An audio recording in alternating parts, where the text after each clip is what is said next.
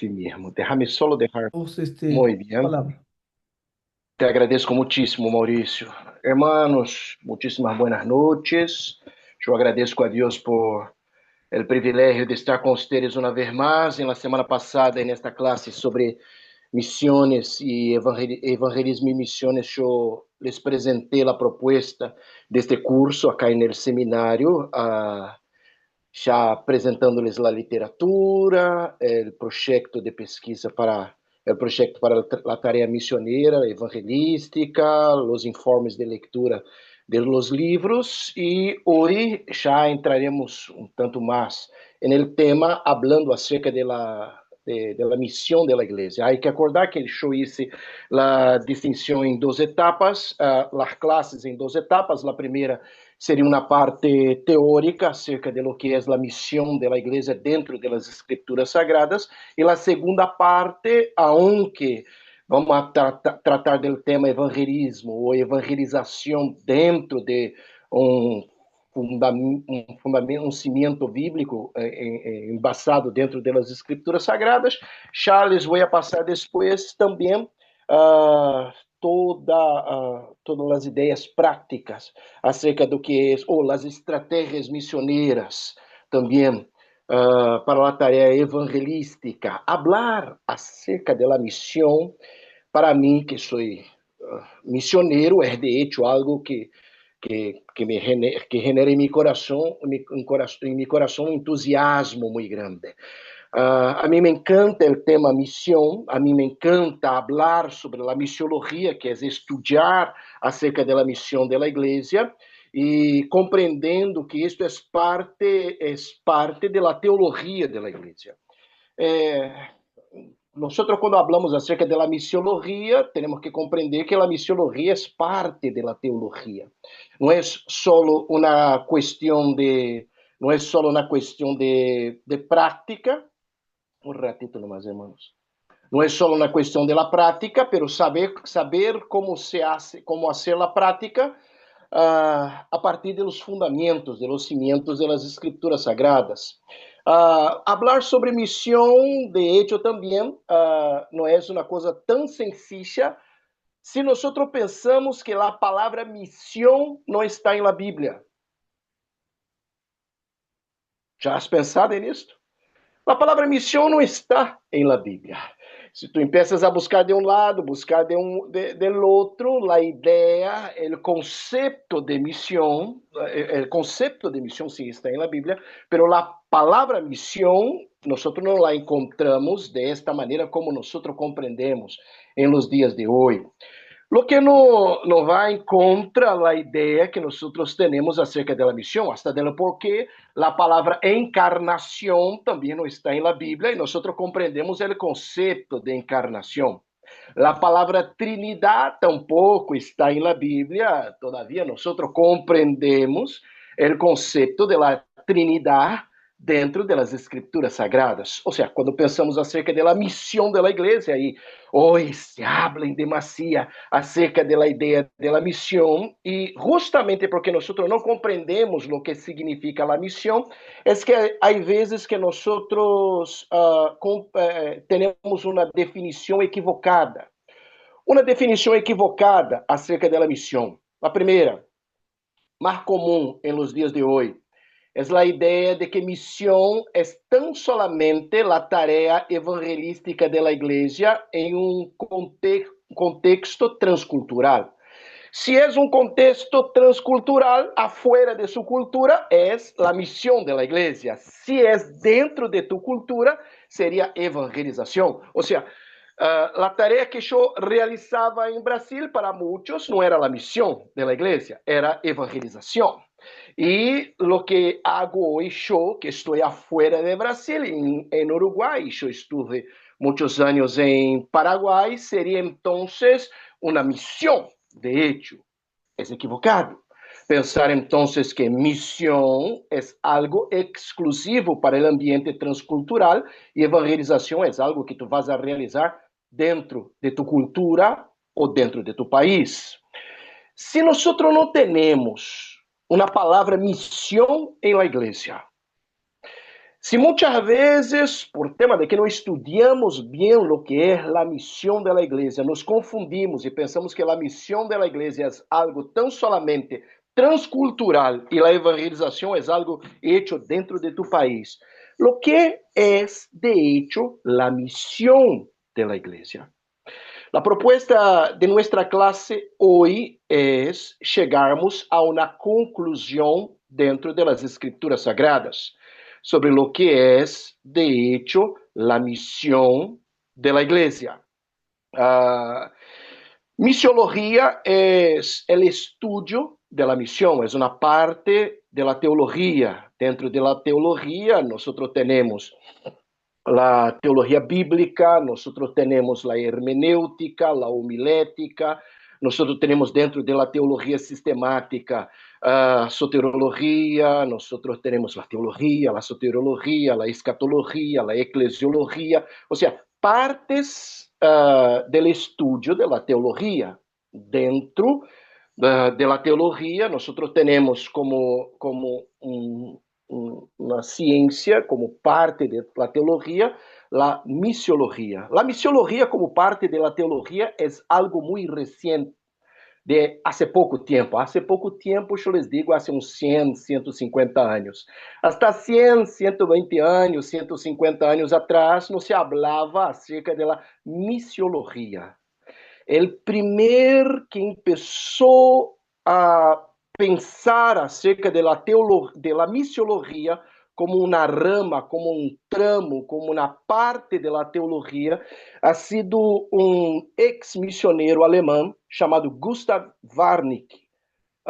E ele escreveu um livro que hasta hoje é um clássico da missiologia, e é o primeiro livro da missiologia grande, quase 700 páginas, hojas, e eu les vou deixar depois, está em alemão, em PDF, eu vou lançar em el Drive e vou deixar acá em WhatsApp da igreja para que tu tenhas a curiosidade de compreender o que era a ideia de o que ha sido primórdio, uma primeira etapa da ideia sobre missiologia. A missiologia também é uma palavra nova.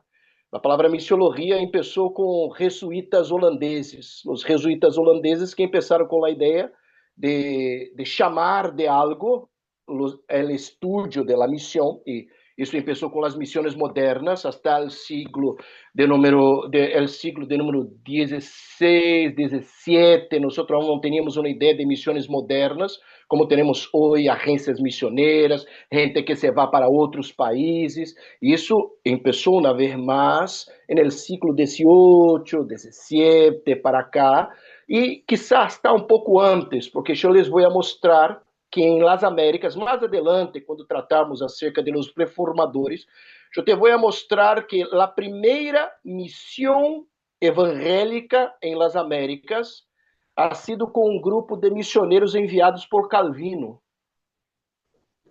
Há vezes que nós pensamos que os reformadores não tinham uma ideia acerca da tarefa missioneira.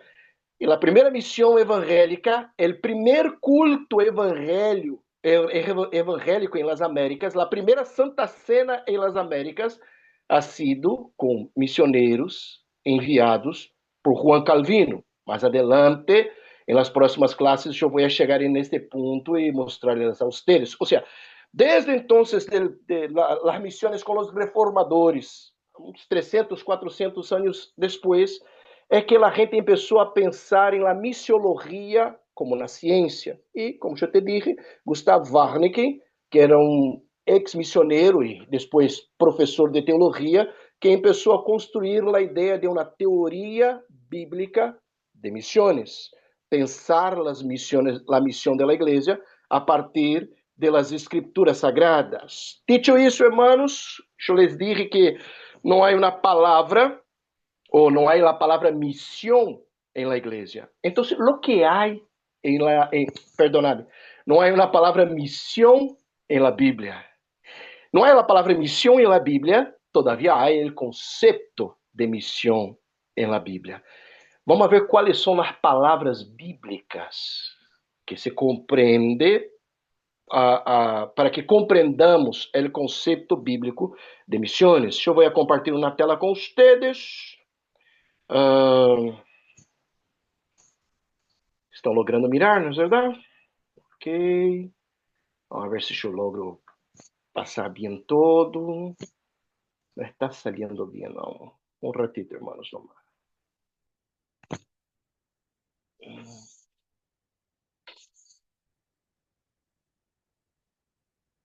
Ratito. Bueno, eu nunca logro La passar pantalla bem isso. completa. Eu não Ahí logro. Eu passei abajo, a pantalla. abajo en tu PowerPoint, Sim, en la parte, en la barra de bien apresentação abajo, de los slides. ahí Uhum. está, donde está la señal de más y menos y el zoom. Ahí va. Sim, Cae apresentação. este. Então, eu pongo, pero não está, mira, não se va, não é verdade? No. Então, é raro, pero está bem. Pero de Lo que igual. pasa a veces, también me ha pasado, es Uhum. yo lo que hago primero es ponerlo en modo presentación y después compartir. Ahí funciona también. Vamos tentar então. Então, vamos tentar desta maneira para ver se eu logo, hermanos, compartilhem esta pantalla com vocês. Vamos fazer um stop and share. Vamos acá. Bom, já vou poner em modo apresentação. Ahí vas a, desaparece la pantalla de Zoom, pero Zoom. vas a la tecla de Windows Hum, de tu computadora, lo presionas y tá te vendo? aparece el Zoom Sim, abajo, lo cliqueas, te abre. tá vendo? Ahí vas a Agora vamos compartir, tentar, Maurício. Vamos ver. ahí elegir la pantalla entera Pantalla inteira. que está compartida, que está abierta. Acá, ¿verdad? Vamos a Stop. ver. No, Tampouco, Maurício. pero Pero está bien. dejaste, te Pero está quedó igual. abierta, compartida la pantalla tuya Sí, en sí, presentación, en modo presentación. sí. Modo presentación. Pero no hay problema. Se puede hacer igual. Vamos a Ah, hacer así. Gracias, Mauricio. Bueno, hermanos, vamos a ver las palabras. Nosotros tenemos, tanto en hebreo como en griego, palavras que são traduzidas por enviar. A palavra em hebreu é shalak e é traduzida por enviar, os enviados, os que são enviados por nosso Senhor. Então, são duas palavras bíblicas que nós sempre traduzimos ou compreendemos o conceito de la missão da igreja a partir de estas palavras em hebreu shalak, que significa enviar em hebreu, e o conceito está sempre em los textos, e les vou mostrar dois textos, um texto no Antigo Testamento e o outro texto no Novo Testamento, que nos dá uma ideia clara sobre o conceito de missão a partir destas duas palavras bíblicas, hebreu shalak, em grego apostelos. O apóstoles, e já compreendes que é de onde sacamos incluso a palavra, a função, o ofício de los apóstoles dentro das escrituras sagradas. Pero onde sacamos a palavra missão? A palavra missão vem do latim.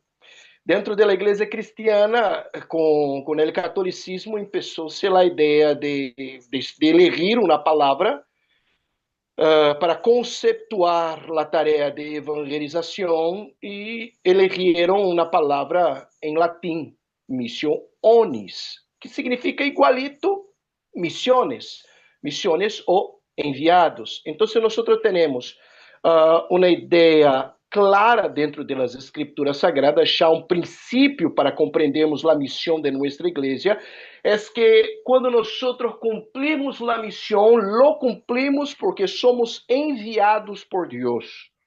Lo que vamos chegar hasta el final de nuestra clase hoy, de manera que tu puedas compreender que a missão não é uma iniciativa de los hombres, que a missão da igreja não é uma iniciativa da própria igreja, sino é uma iniciativa de nosso Senhor, aquele que nos envia para a missão. A tarefa a missão da igreja nunca é hecha porque nós nos vamos. La tarea de la iglesia lo es hecha porque nosotros somos enviados por Dios, sea en el hebreo shalach o sea en el griego apostelos, siempre con la idea de que la iglesia cumple la misión a través del envío de nuestro Señor, o en latín, la idea de misiones.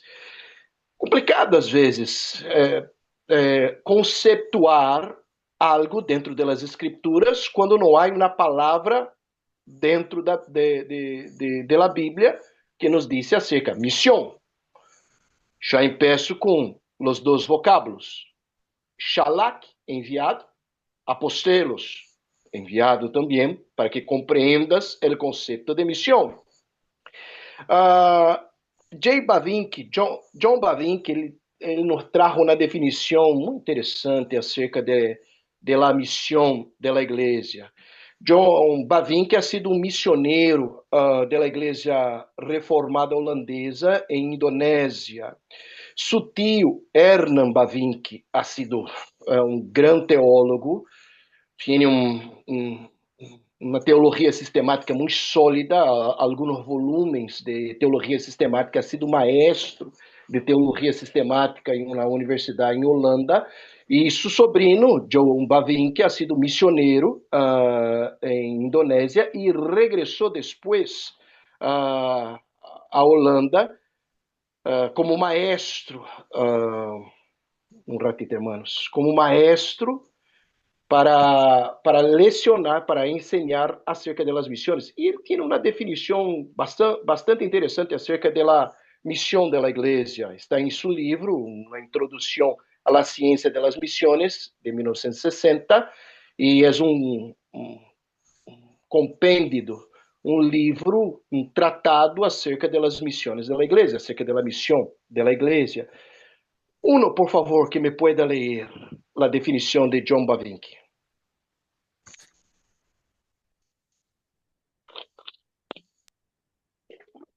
Ahí lo leo.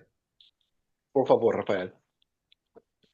Misiones es la obra de la Iglesia, que en esencia no es otra cosa que la obra de Cristo, realizada por medio de la Iglesia, por la cual la Iglesia, en este periodo intermedio, llama a los pueblos de la tierra al arrepentimiento y a la fe en Cristo, para que se conviertan en sus discípulos, y por el bautismo se incorporen a la comunidad de los que esperan la venida del reino. Pensemos então, hermanos, que missão, como obra da igreja, não é outra coisa senão a obra de Cristo.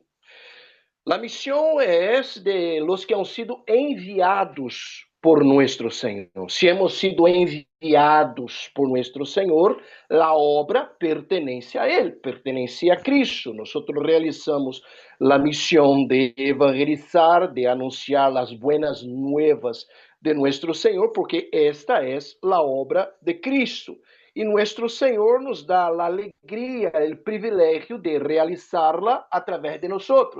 La iglesia de nuestro Senhor. De esta maneira, nós proclamamos a palavra, anunciamos acerca de Jesucristo a la gente e chamamos la gente ao arrependimento e à la fé em nuestro Senhor, para que se conviertam como discípulos, sejam bautizados e participem, então, de la comunidade de los que esperam a venida del reino, ou seja, da igreja. Me parece uma definição bastante completa acerca da missão da igreja. Volvamos, então, para que compreendamos bem esta primeira etapa. Eu les dije que não há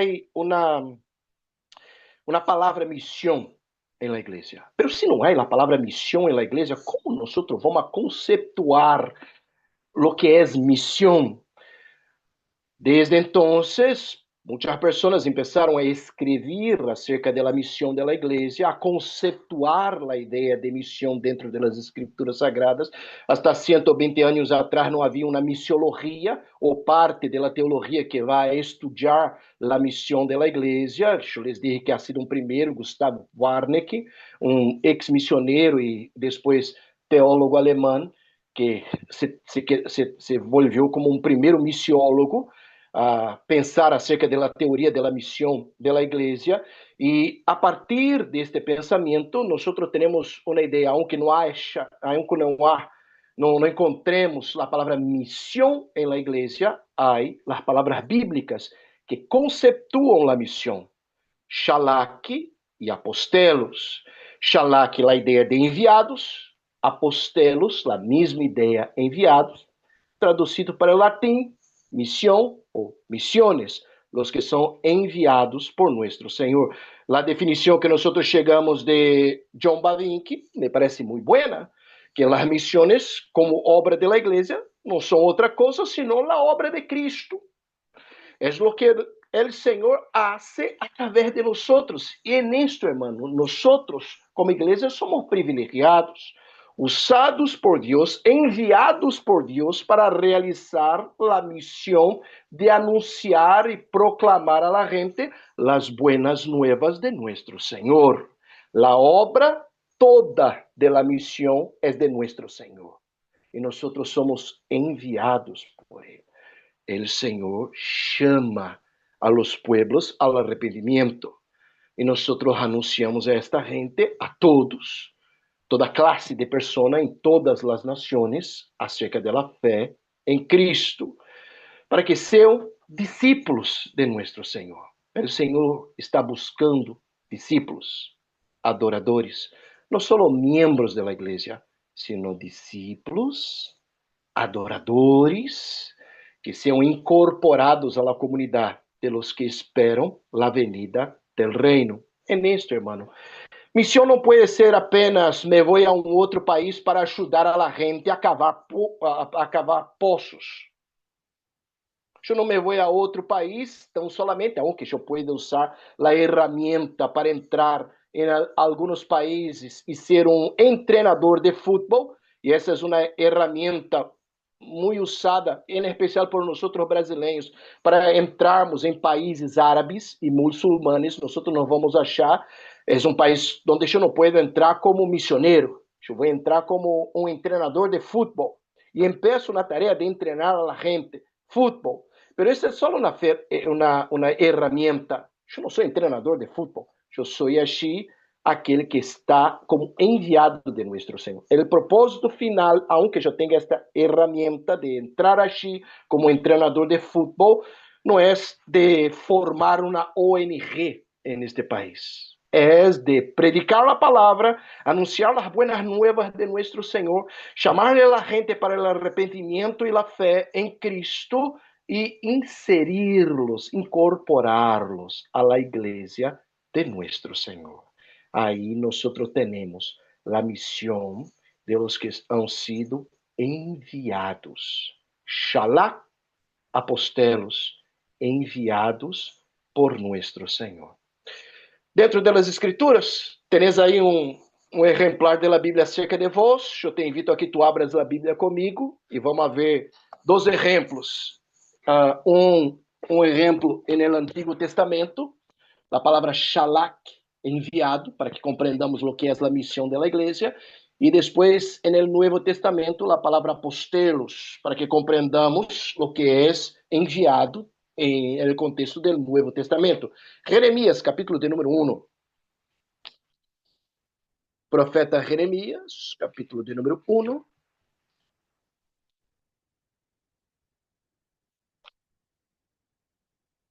Profeta Jeremias,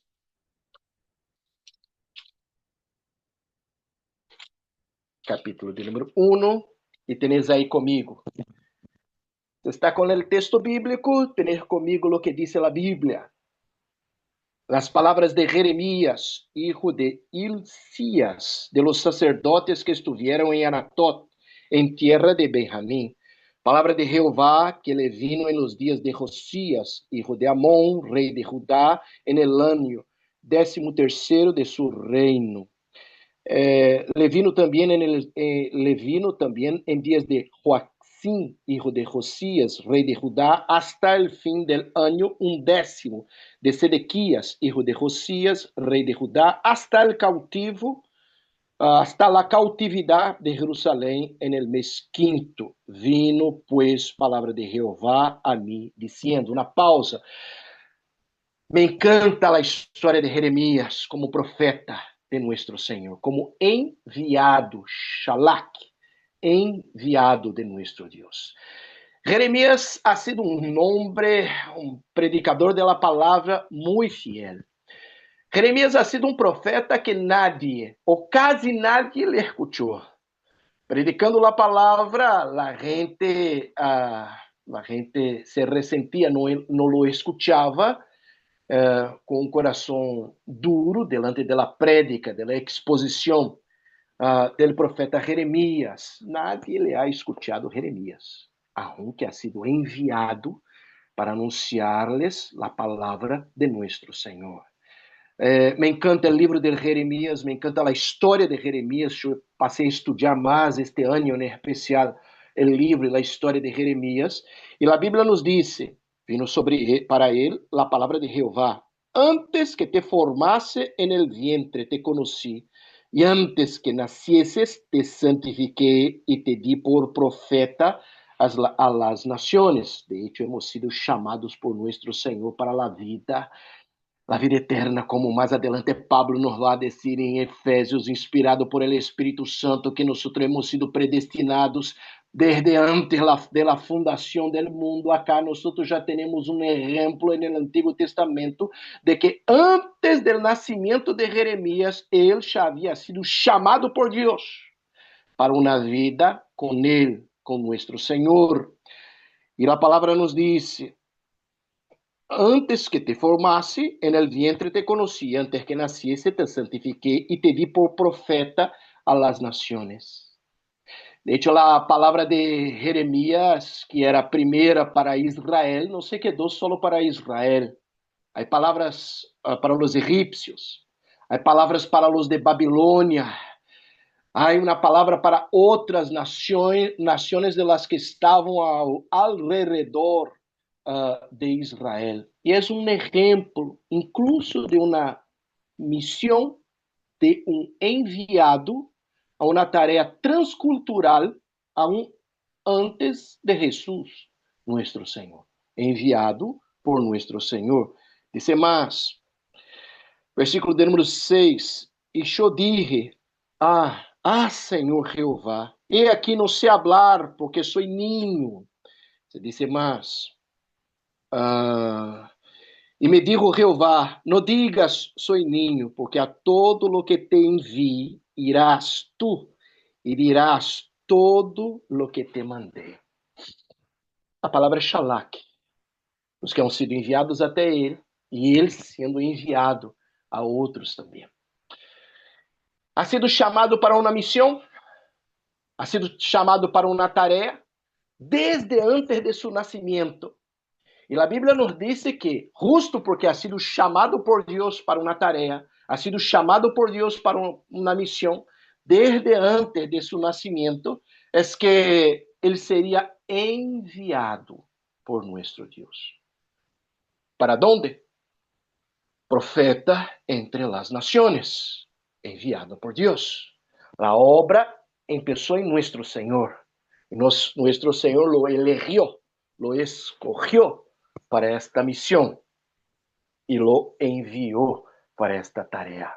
A palavra Shalak, enviado por Deus para cumprir uma missão.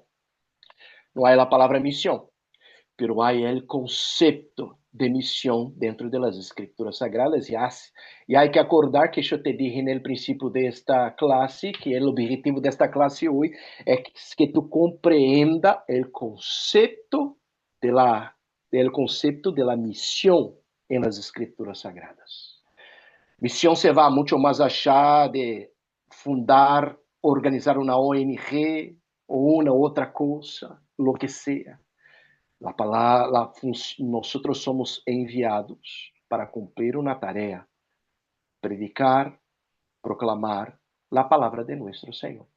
Ese es un ejemplo en el Antiguo Testamento y paso para un ejemplo en el Nuevo Testamento. Vete conmigo, hermano, en Hechos de los Apóstoles, capítulo de número 9.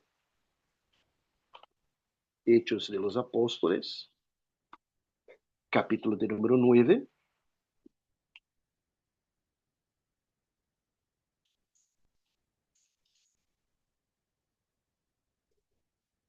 Hechos, capítulo de número 9. E aí chegamos em Pablo.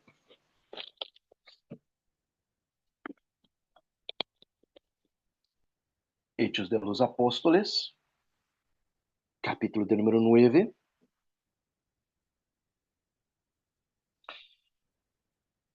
A ver, la conversión de Pablo, ya sabemos bien la historia del versículo 1 adelante. Nosotros tenemos la idea sobre la conversión de Pablo. La Biblia nos dice que Pablo, como perseguidor de los cristianos, empezó una gran persecución después de la muerte de Esteban, el primer mártir de la fe cristiana, y hay que tener en consideración que la idea de ser testigo de Jesús, la palabra testigo en el original de las Escrituras Sagradas, en el Nuevo Testamento, tiene como su raíz la palabra martirios, transliterada para el portugués o para el español, es la palabra mártir. Não há testigo de Jesus que não esteja disponível, listo, incluso para morrer por Cristo, por ser testigo de nosso Senhor. Ou seja, testificar de Jesus é ser um martirios. Transliterado, o que compreendemos hoje, seja em espanhol ou em português, é um mártir, aquele que se vai hasta a morte por tema de ser testigo de Jesús. Pablo se foi depois de Esteban, o primeiro mártir de la fé, diácono em la igreja em Jerusalém. Pablo começou com uma grande campanha, uma grande persecução contra a igreja e se foi hasta Damasco para buscar, para encontrar a los que se decían del camino. Hasta entonces no tenemos la palabra cristiano. Essa palavra vino depois com Pablo mesmo e Bernabé em Antioquia, nos capítulos mais adelante em Hechos. E a Bíblia nos diz que Pablo chegou a caminho e de repente, com uma grande luz, e de la luz uma voz que me dizia: Saulo, Saulo, por que me persigues?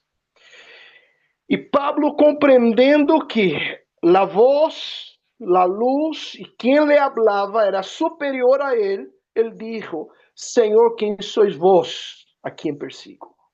Compreendia que era um Senhor superior. Jesucristo então dijo: Eu sou Jesus a quem tu persigues. Pablo se assustou. Jesus está vivo. Hasta entonces ele perseguia a los del camino justo porque juzgava a Pablo como um judío ortodoxo que eles estavam ensinando uma mentira. Porque anunciavam que um muerto havia ressuscitado, estava vivo e era o Cristo. E de repente se assustou Pablo.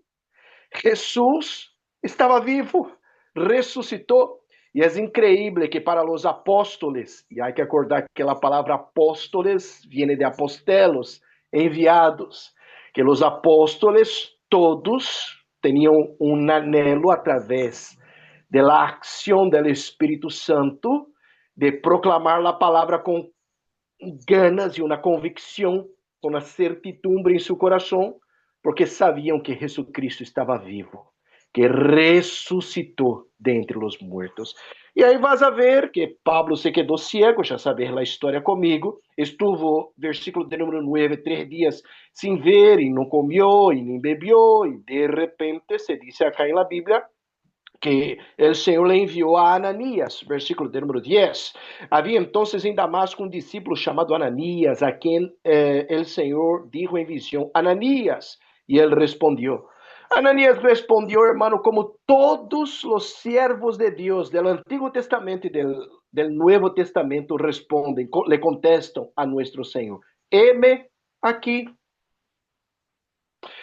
Yo estoy listo para ser shalak, apostelos, enviado. Heme aquí. É a palavra de Abraão quando o Senhor lhe apareceu. É a palavra de Samuel quando aún era um ninho. Era a palavra de Isaías. Eis-me aqui, Shalak, envia-me a mim. E Ananias, eis-me aqui, eu estou listo para ser enviado. E o Senhor lhe disse, levanta-te e vê a la caixa que se chama direita. E aí a história se desarrocha em que o Senhor, então, habla acerca de Saulo, que estava chorando, que teve uma visão de um varão chamado Ananias. Então, Ananias respondeu, versículo 13, Senhor, eu he oído de muitos acerca deste homem, quantos males ha hecho a tus santos.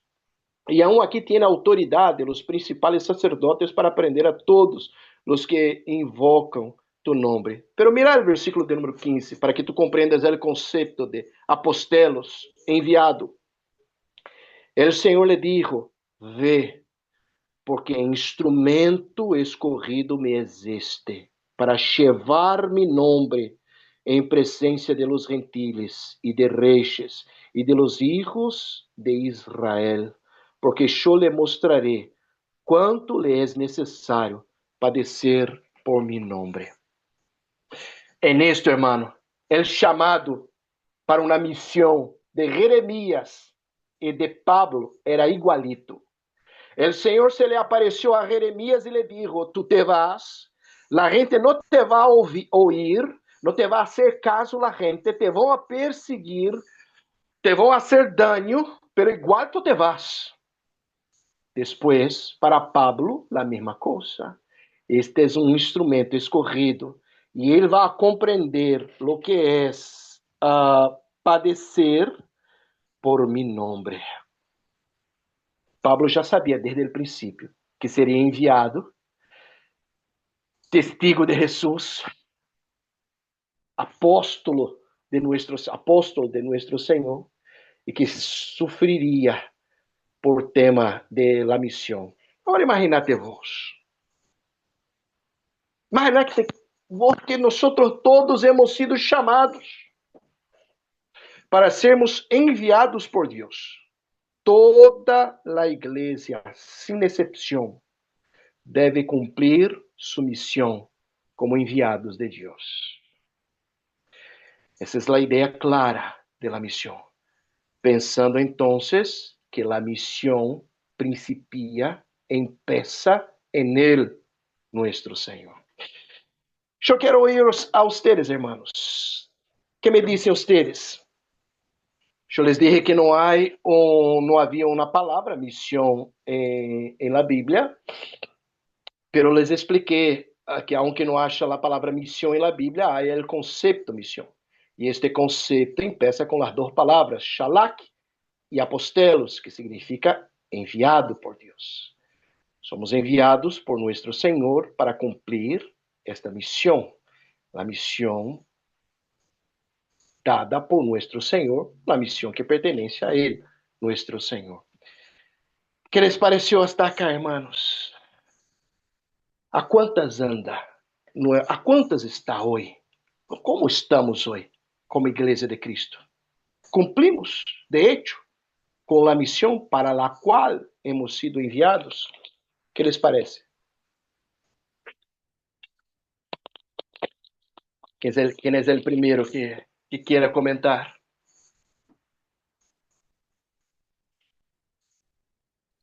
Pastor, buenas noches, ¿cómo anda? ¿Qué tal, hermano?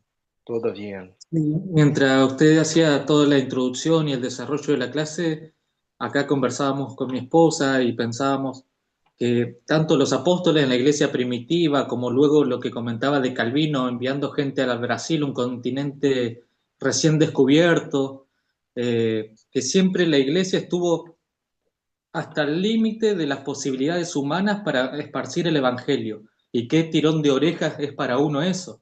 porque en la Iglesia Apostólica recorrieron todo lo que era el mundo conocido, que era el Imperio Romano, y hasta más allá de los límites, según la tradición. Y Calvino mandar gente a un continente recién descubierto haría 50 años antes. Entonces es un fuerte tirón de orejas para uno decir hasta dónde estamos dispuestos a decir heme aquí al Señor, ¿no? Verdade, hermanos. O que lhes parece isso que nos dijo Martí? Quem queira complementar a boa palavra de Martí? Andrés, Andrés. Ah, Martí é a esposa. Oh, Deus sí. mío. Para mim é um nome de homem. Que loucura. Andrés. Muito bem. Perdóname, Andrés.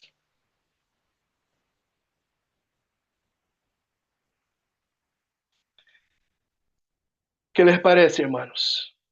Há vezes que não queremos dizer, heme aqui, Senhor, para sermos enviados para o bairro que está a nosso costado.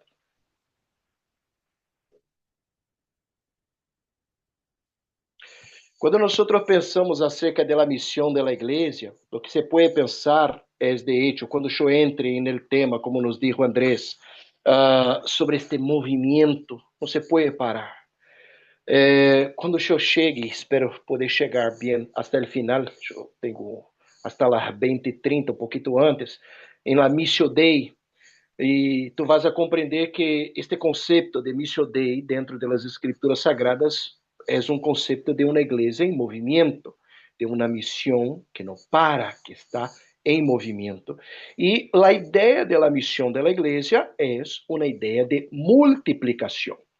Eu vou compartilhar com vocês um vídeo para que tu compreendas o que é Share com sound, para que tu compreendas o que é a missão da igreja e esta missão em movimento.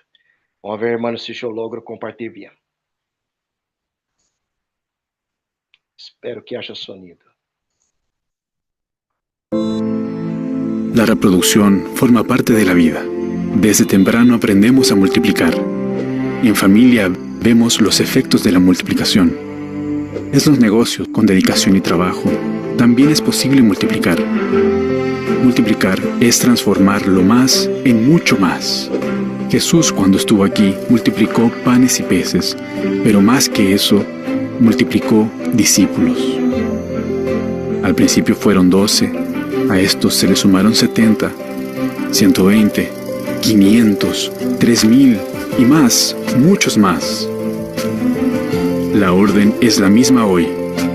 Vaya, enseñe, bautice y haga discípulos, y ellos harán otros. Discípulos que se multiplican forman una iglesia saludable. Al final, lo que queremos es una iglesia con miembros o discípulos, las puertas del fondo abiertas o cerradas. Los miembros esperan panes y peces. El discípulo es un pescador. Los miembros se apoyan. El discípulo ayuda. El miembro espera. El discípulo visita. El miembro quiere ir al cielo. El discípulo quiere ir y llevar personas para el cielo. Los discípulos oran, se relacionan y cumplen la misión con nuevos discípulos. Todo eso porque los discípulos no solo suman, se multiplican. Fue así que lo hizo y así quiere que lo hagamos.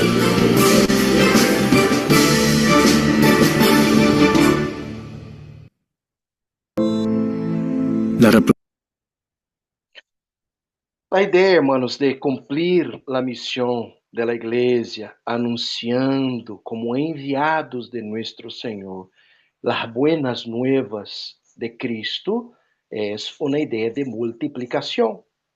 Desde o princípio, nosso Senhor já nos ha dicho sobre multiplicarmos frutos a 100, a 50, a 100 por uno. A ideia de multiplicar, haciendo a missão da igreja, é a ideia de hacer discípulos. E aí eu me explico. Hacer crescer a igreja não é uma tarefa tão complicada. Crescer, hacer com que a igreja cresça, não é tão complicado. Depende, é verdade, de lo que yo pienso ser el crecimiento de la iglesia. Yo puedo hacer crecer a la iglesia con mucha gente, pero no significa de hecho que yo voy a cumplir una misión bíblica. Me explico bien. Si en algunos contextos de Brasil, si yo empiezo a hacer una iglesia y vestir de blanco los presbíteros de la iglesia y decir que nosotros vamos a echar la sal en el pasillo de la iglesia y vamos a empezar a estirar las manos para dar las bendiciones, o yo empiezo a vender espadas o cuchillos de David en la iglesia para decir que es una bendición, ou se a pessoa não tem novio ou novia, eu vou começar a vender, porque eu não vou dar, vou vender na igreja perfume ungido e vou dizer, vou passar o perfume ungido e a pessoa se vai a quedar apaixonada, enamorada de ti. Ou como he visto há pouco tempo em La Pare de Sofrer de Brasil, que começou uma campanha que era a campanha del cambio de tu ángel de guardia. Porque pode ser que as coisas não estão bem em tu vida, porque o ángel de guardia de tu vida se cachou. Ou seja, é necessário fazer uma campanha para cambiar o ángel de guardia de tu vida. Hermano, a igreja aí vai estar cheia de gente.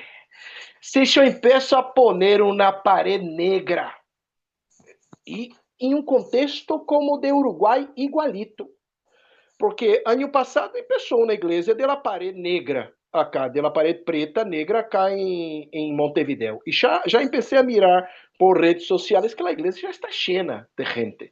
Há humo, há parede negra, há juego de sonidos, intercâmbio de palavras, há toda uma técnica de propaganda visual para atrair a la gente que não tem nada a ver com as escrituras sagradas. É solo técnicas para atrair a la gente. São membros. E em alguns aspectos, se eu começo a estudar a sociologia da igreja, eu vou dizer que não são membros, são clientes. Estas igrejas não têm membros, tampouco, muito menos discípulos. Estas igrejas têm clientes, gente que se vai achar para fazer um câmbio. Eu pago tanto e recebo as bendições da parte de nosso Senhor, as supuestas bendições. Ou seja, com o tempo, hermano, esta igreja vai estar cheia. Pero não é uma missão bíblica. Não é em acordo com as escrituras sagradas. Quando pensamos acerca da multiplicação da igreja, o que eu tenho que ter como observação é que nós não estamos para llenar a igreja de gente, nós estamos para llenar a igreja de discípulos de nosso Senhor. E aí vem a questão.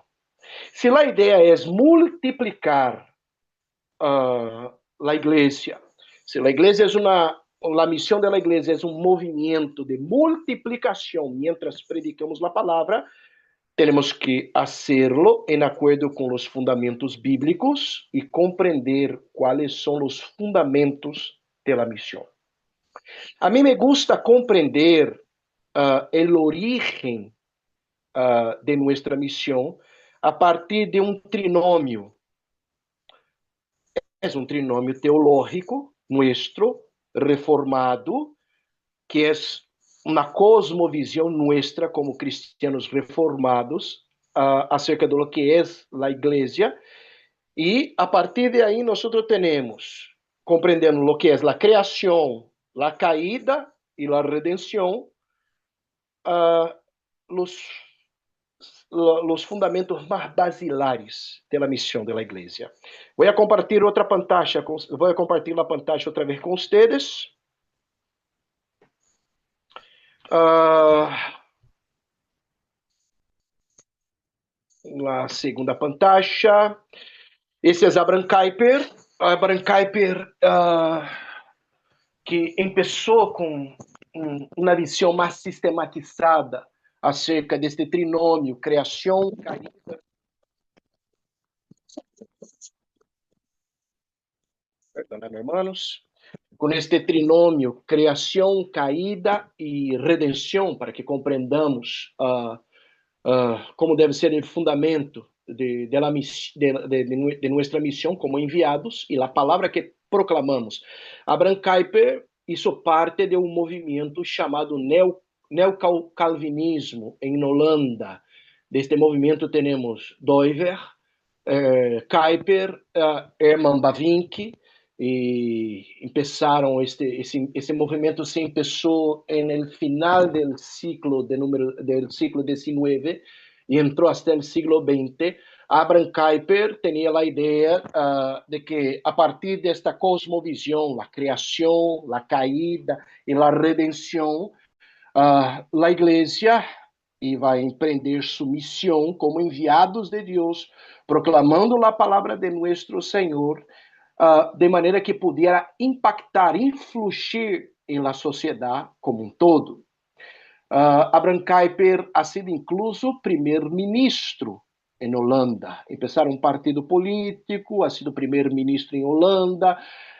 A Universidade Livre de Amsterdã ha sido fundada por Abraham Kuyper en este tempo, todo a partir da cosmovisão reformada, calvinista. E aí chamamos este movimento de neocalvinismo. E mira que quando falamos acerca da criação, é a ideia que Deus criou um mundo bueno, com estruturas, leis intrínsecas. Os seres humanos foram criados à imagem e semelhança de Deus, com o propósito de descobrir e desarrollar a criação. A primeira ideia, o primeiro ponto, a criação. O segundo ponto, a caída. O pecado afetou a humanidade e o mundo, distorsionando a criação e a relação da humanidade com Deus. E o mundo, esta caída não destruiu a criação mesma, mas introdujo a corrupção e o pecado. É a tristeza que é o pecado, a separação que ha sido por tema do pecado, da caída do homem por tema do pecado. E então, a partir de la caída, nós temos a ideia de la redenção, que é Jesucristo, exclusivamente em Jesus, nunca em la igreja, nunca em la religião, sino exclusivamente em Jesus, que vino a restaurar a criação, oferecendo a salvação e reconciliação com Deus para nós, homens, mediante a obra redentora de Cristo. O homem pode transformar-se e restaurar-se a seu propósito original, tão somente através de los méritos de nosso Senhor. Criação, caída e redenção. Por supuesto, vocês já estudaram Abraham Kuyper. Eu sei que ano passado, no seminário, tiveram classes, incluso sobre este tema, criação, caída e redenção. Então, quando nós pensamos acerca da missão da igreja, o que eu quero compartilhar com vocês é a ideia clara de que a criação, a caída e a redenção se torna um guião para que compreendamos bem o que é a missão da igreja. Nós, como enviados de Deus, para cumprir a missão. Por que eu les digo que se pode compreender bem o que é a missão da igreja? Me explico. Primeiro, quando pensamos acerca da criação, da criação, o que vem para nós é uma ideia clara sobre quem é Deus. Essa é uma pergunta que nós temos que dar de maneira satisfatória à gente, bíblica, dentro das Escrituras Sagradas. Aí nós temos divindades criadas por la imaginação de los hombres, pero para billones de pessoas alrededor del mundo, estas são divindades, são dioses. Temos aí uma divindade hindú, e é a ideia da criação del mundo a partir de Brahma, e aí temos toda uma ideia da criação del mundo.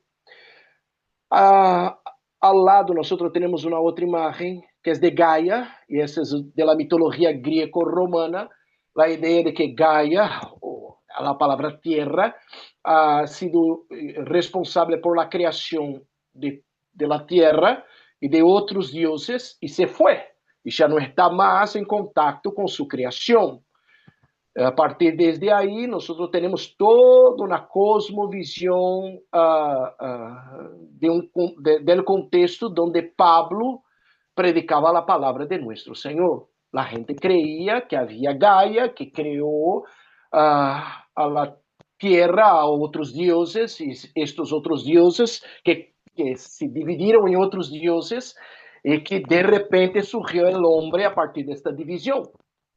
Pero todos estes dioses para os gregos, na cosmovisão de ellos, não se poderia alcançar a ellos. E Pablo predicava que se poderia alcançar a Deus, a nosso Senhor, a salvação através de los méritos de Jesus.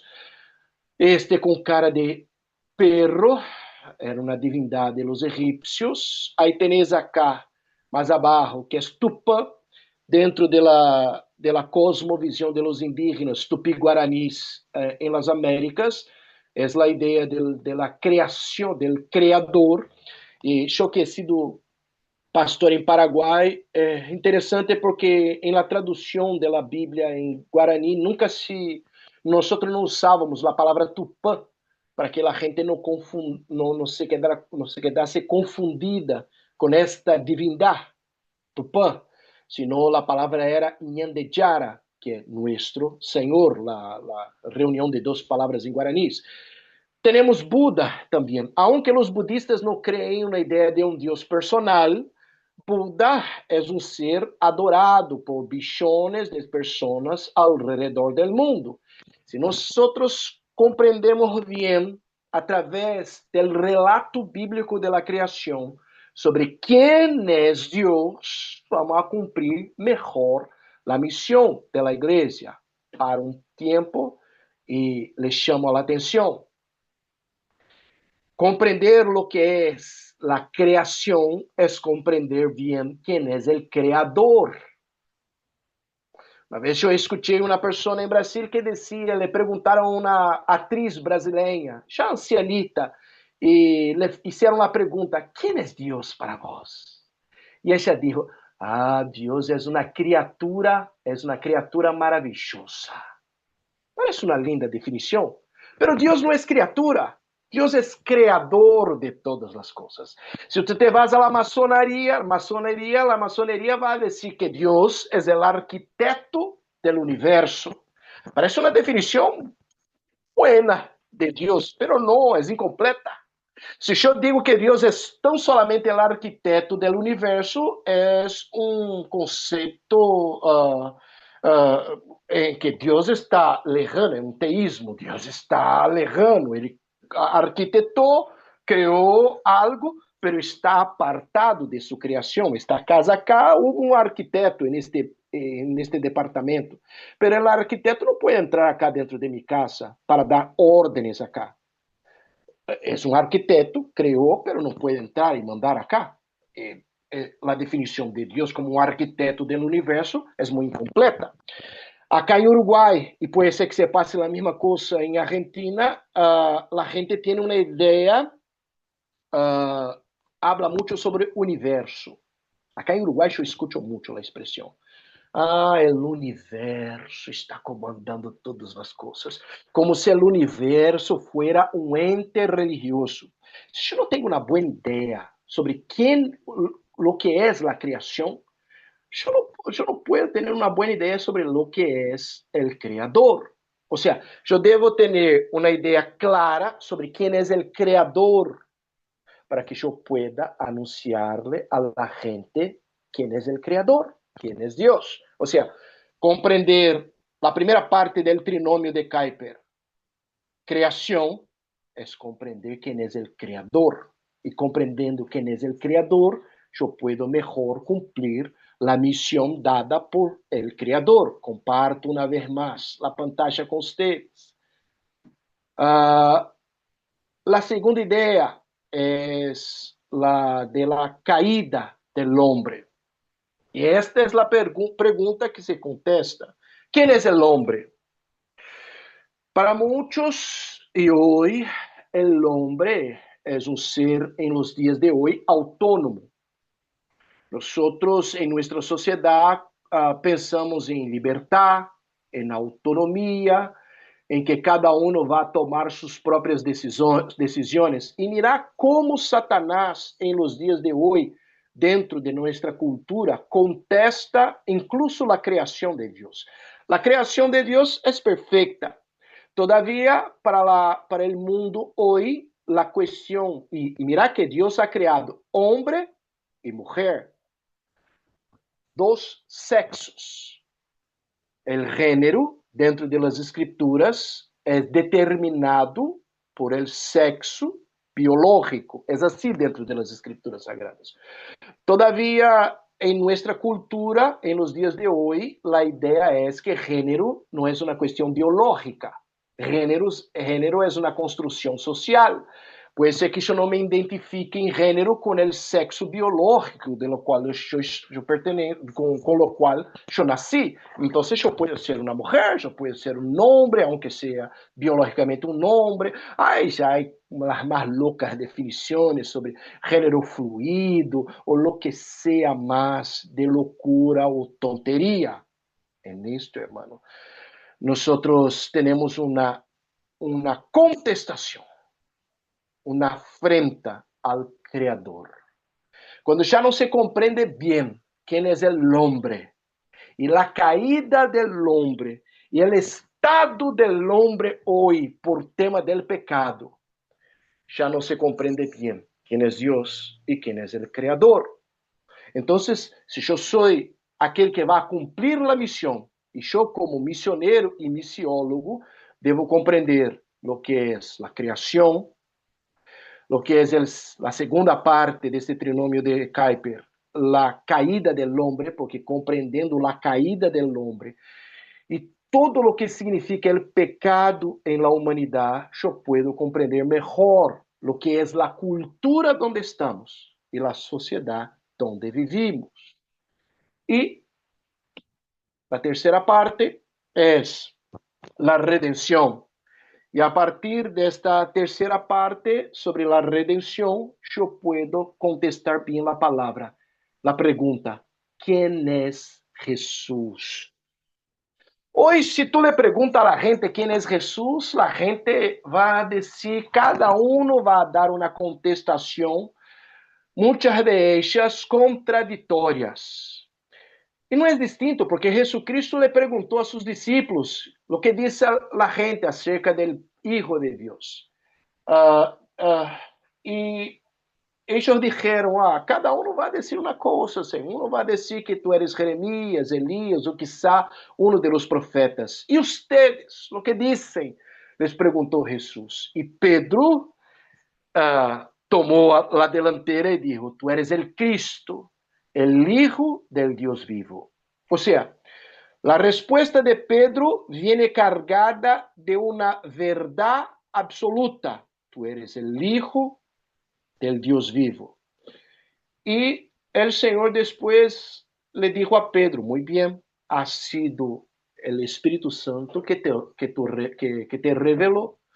La respuesta no solo ha sido una respuesta, una contestación para la pregunta, ¿quién es Jesús? Una respuesta de una verdad absoluta, como igual ha sido una respuesta que vino como una revelación de Dios. En la imaginación de los hombres, nosotros tenemos Jesús como un maestro hindi o de los hinduistas. Hay gente que dice que Jesucristo entre los 12 y los 30 años se fue a India y aprendió como un maestro de los hinduistas lo que era la cultura de los hindíes. Es una idea equivocada. Hay gente que va a tratar a Jesús, cuando tú le dices, ¿quién es Jesús? La gente va a decir que Jesús era un hippie, que tenía como una cultura hippie de paz y amor, y Jesús era tan solamente un hippie. Hay gente que va a decir que Jesús era un hechicero, que se foi não à Índia, sino a Egipto, e em Egipto aprendeu acerca da hechiceria. E há livros, hermanos, de gente que supuestamente diz de gente que afirma que supuestamente Jesucristo era um hechiceiro e que aprendeu acerca da hechiceria em Egipto. Y mira, hermano, que hay gente en Brasil, en especial los que son de las religiones africanas en Brasil, que vão a decir que Jesús es Ogum, una entidad africana. Hay gente que vai dizer que Jesús era um filósofo, um gran filósofo, Jesús com lindas coisas para compartilhar. E há gente que vai dizer, como se escuta hoje, que Jesús era um gran comunista, que Jesús ha sido el primer de los socialistas. Entonces tú le preguntas a la persona, ¿quién es Jesús? Y la persona va a decir, Jesús es un gran comunista, es un gran socialista. Si yo no comprendo bien lo que es la redención a través de los méritos de Cristo, yo no puedo contestar bien la pregunta, ¿quién es Jesús? O sea, volvamos acá ao pensamento de Kuyper, e se eu vou fundamentar a missão da igreja, criação, caída, redenção, para que eu compreenda quem é o Criador, quem somos nós humanos e qual é nossa condição, e quem é Jesus, aquele que vino para restaurar. Ou seja, para que tu puedas cumprir a missão da igreja, vas a ter que compreender o que é a teologia da igreja e a teologia ortodoxa da igreja. É justo porque nós somos ortodoxos em nossa teologia, é que cumprimos a missão. Nossa ortodoxia teológica, onde compreendemos o que é a criação, ou seja, quem é Deus, lo que es la caída del hombre, o sea, quién es el hombre, y sobre la redención, o sea, de hecho, quién es Jesús. Es justo porque comprendemos la cosmovisión cristiana y lo que es nuestra teología, es que cumplimos nuestra misión. Hermanos, una pausa de 5 minutos, ¿les parece bien?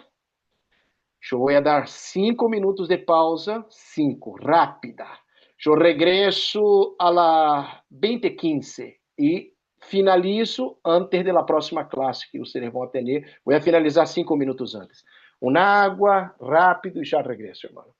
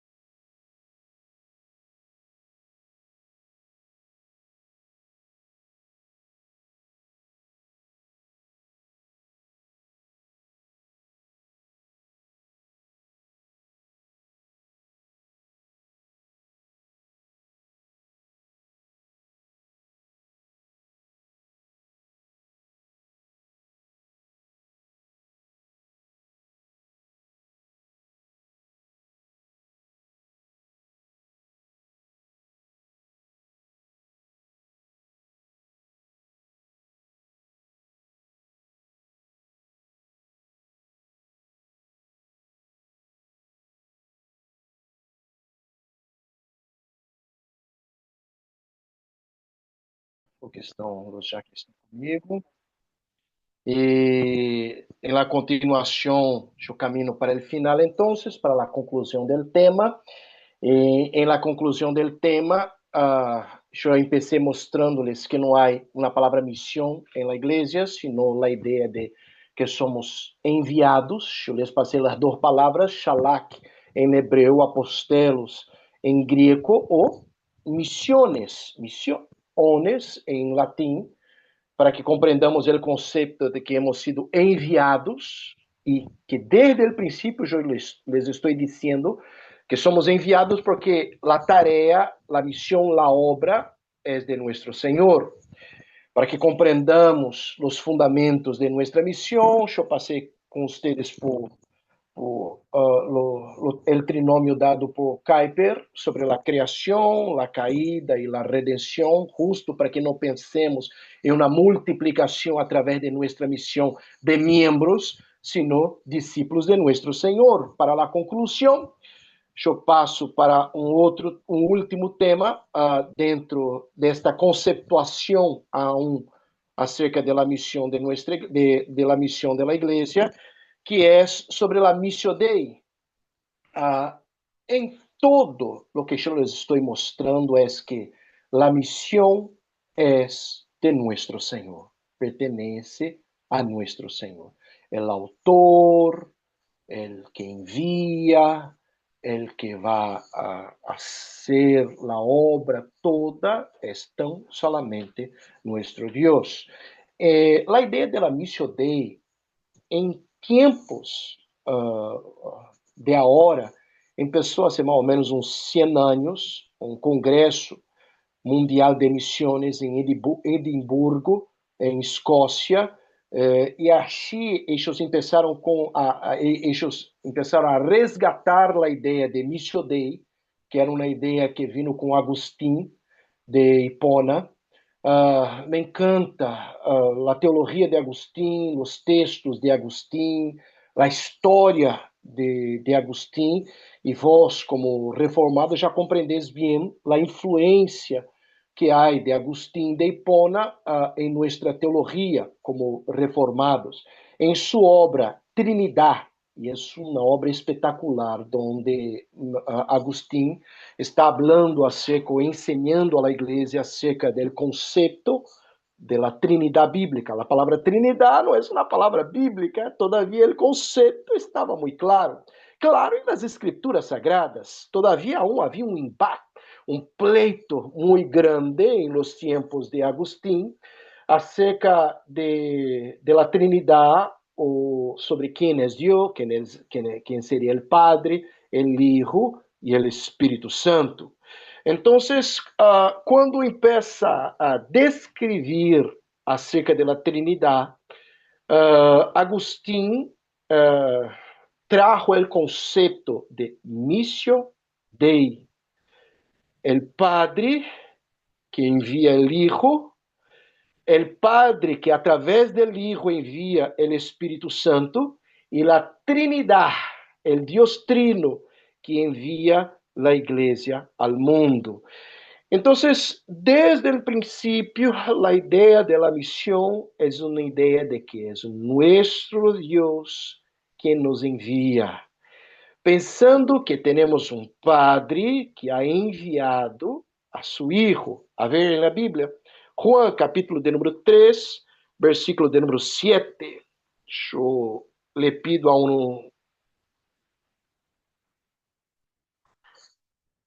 uno que me pueda leer, Juan capítulo de número 3, versículo de número 17. Quem se habilita, el que encuentre. ¿Puedo leer, pastor?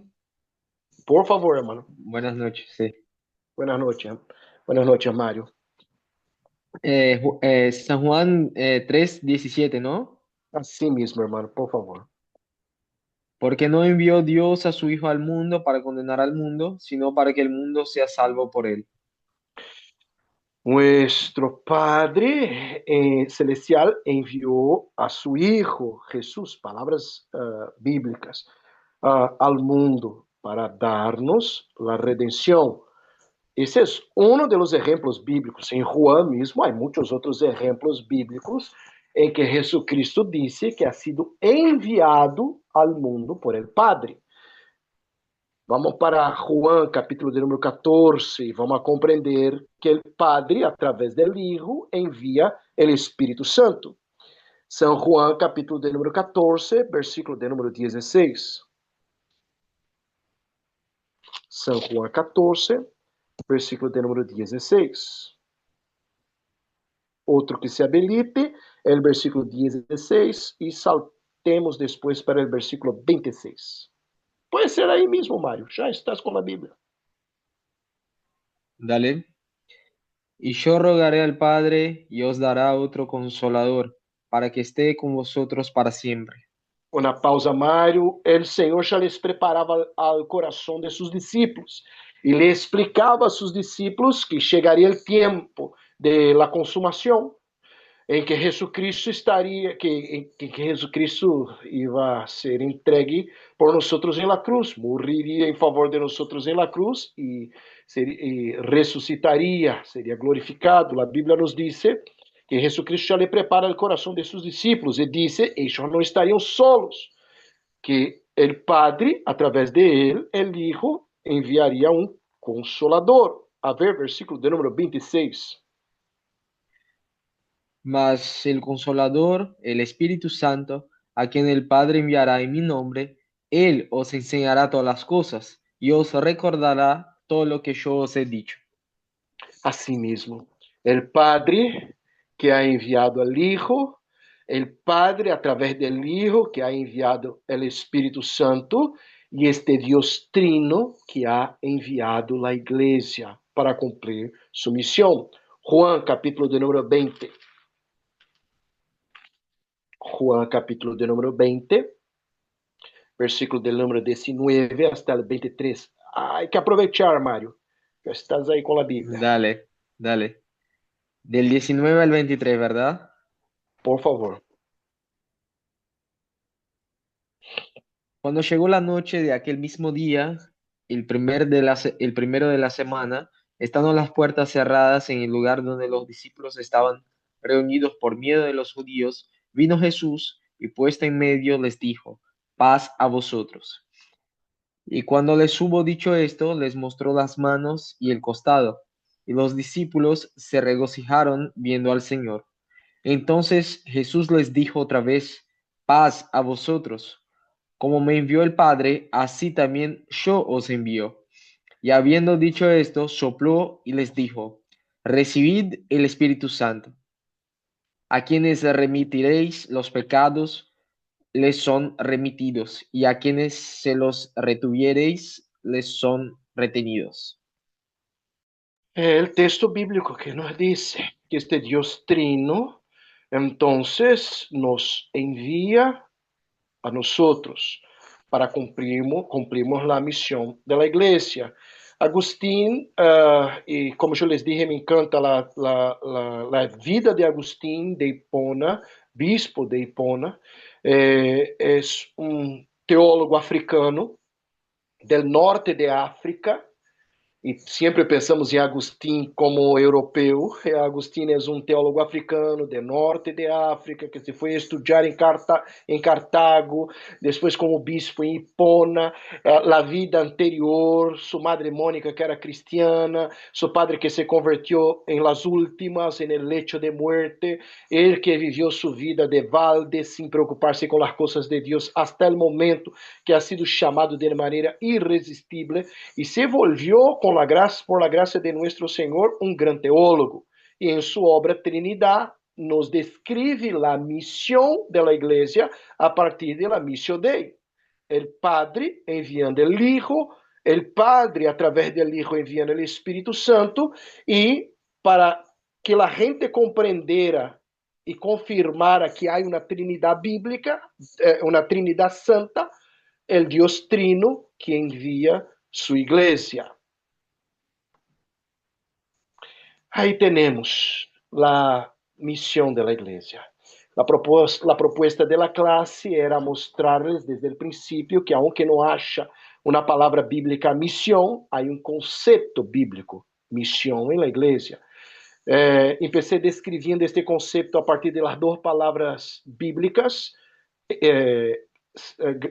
para enviado dentro das escrituras sagradas e para que tu compreenderas bem Shalak em hebreu, apostelos em grego, para que tu compreendas a definição sobre enviado e mostrando-lhes desde o princípio que somos enviados por Deus para uma missão, para uma tarefa. A obra é de nosso Senhor. E para que compreendamos que esta obra de nosso Senhor é uma obra de multiplicação, temos que saber bem qual é o contenido do mensagem que vamos enviar a la gente. Por lo tanto, temos que compreender o que é a criação, o quem é o Criador, lo que é a caída, o qual é o estado, a condição do homem, e lo que é a redenção, quem é de hecho Jesús. E para finalizarmos, finalicei com a tese clara de que a missão é uma missão de Deus, porque empieza com Deus missioneiro. A missão não empieza com a igreja, a missão não empieza com o homem. La misión empieza con nuestro Dios, porque nuestro Dios es un Dios misionero. El Padre enviando el Hijo, el Padre enviando el Espíritu a través en el nombre del Hijo, y este Dios trino enviando la iglesia para cumplir su misión. ¿Dudas por hoy, hermanos? ¿Estamos bien hasta acá? Buenísimo, hermanos. Qué bueno. Próxima semana regreso con ustedes. Vamos a tener ahí unos 3 minutos hasta la próxima clase. Que Dios les bendiga muchísimo. Voy a dejar mañana temprano este libro que yo les prometí de Gustav Warnecke, que es un primer tratado acerca de la misión de la iglesia. Está en alemán. Entonces es bueno que tengas un registro acerca de la historia de la Pusieron misión de la una copia iglesia. en inglés en el grupo. Ah, buenísimo. Ay, siempre uno. Ya Sí, voy a hasta guardar una copia en inglés. Yo pero no envía tengo, yo igual, no tengo. profesor. Qué La buenísimo. Yo copia no en sé alemán leer. la copia en alemán me interesa. Yo te voy a Sí, enviar. Yo no sí, sé sí, a mí leer sí. en Sí, sí, alemán. sí, sí. Yo no Así sé lo pongo leer en en alemán. práctica. Qué bueno que hay una copia en inglés. Espectacular. Muchas gracias. Vamos a orar, Mauricio. Vamos, Por favor, Mauricio. oramos, hermanos. Padre, gracias te damos, Señor, por lo que hemos escuchado acerca de la misión esta noche, Señor, y como somos desafiados, Dios, a ver cómo tú eres un Dios comprometido, Dios, con tus planes y propósitos, Señor. Tú eres un Dios misionero y tú, Señor, has rescatado para ti un pueblo misionero, Señor. Y oramos que los principios, oh Dios, de tu palabra sean lo que nos motive, Dios, a servirte, Dios, y a llevar, oh Dios, el Evangelio de Cristo a todas las naciones. Señor, pedimos que bendiga a cada hermano, bendice el Señor, el profesor también, que nos siga, Señor, guiando en esta noche y en la clase que viene también. Así oramos y te agradecemos en nombre de Jesús. Amén. Gracias, profesor. Gracias, hermano. Nos vemos Gracias. Dios nos pronto. bendiga muchísimo. Gran Bendiciones. saludo. Tchau.